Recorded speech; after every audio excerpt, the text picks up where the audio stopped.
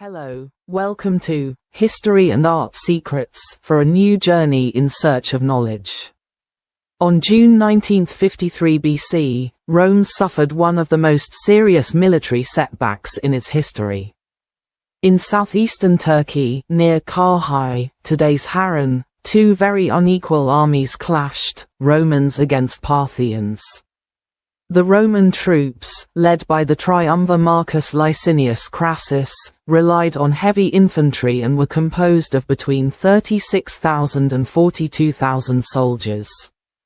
According to Plutarch, they were 7 legions, 28,000 legionaries, 4,000 light infantry soldiers and 4,000 cavalry.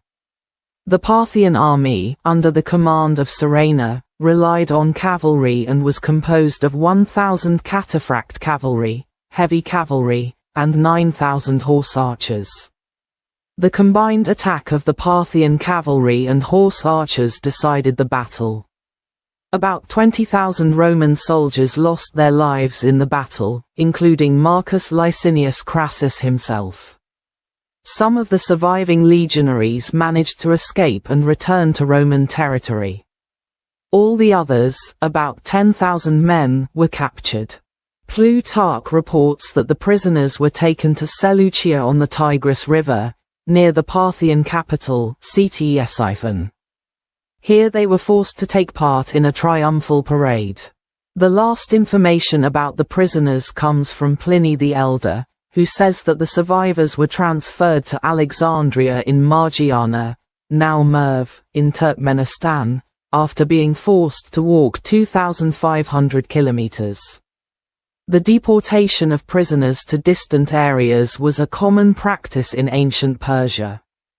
From this time on, the fate of the survivors of Karhay is shrouded in mystery. The most logical hypothesis would be that these men married local women and integrated into Parthian society. However, in 1950, an American sinologist, Homer Dubs, found evidence in Chinese historical sources that some of these Romans did not stop there but had to face further vicissitudes.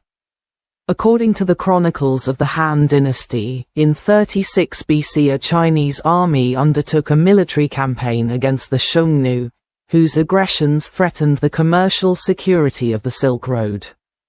During the attack on the Xiongnu capital, the Chinese forces noticed the presence of a strange contingent of over 100 soldiers defending one of the city gates arranged in a fish-scale formation.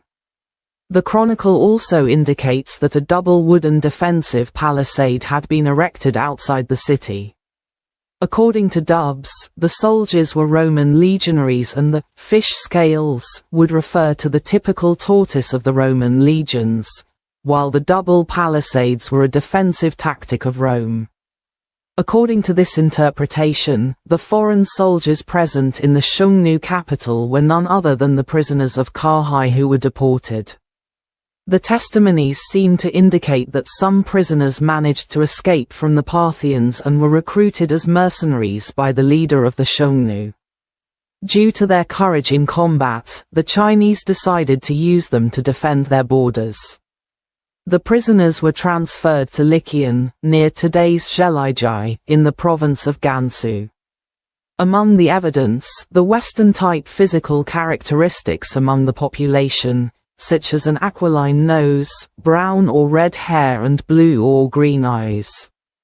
However, the hypothesis has not been accepted by everyone.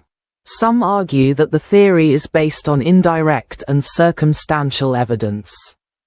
In 1999, geneticists in Beijing examined the blood of 2,000 people and 46% of the tests found genetic links with Europeans.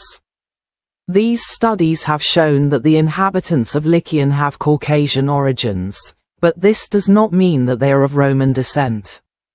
Answer: the fate of Crassus's lost legion remains shrouded in mystery. If you enjoyed this video, please like, share on your social media, and subscribe to our channel. Thank you. Hello.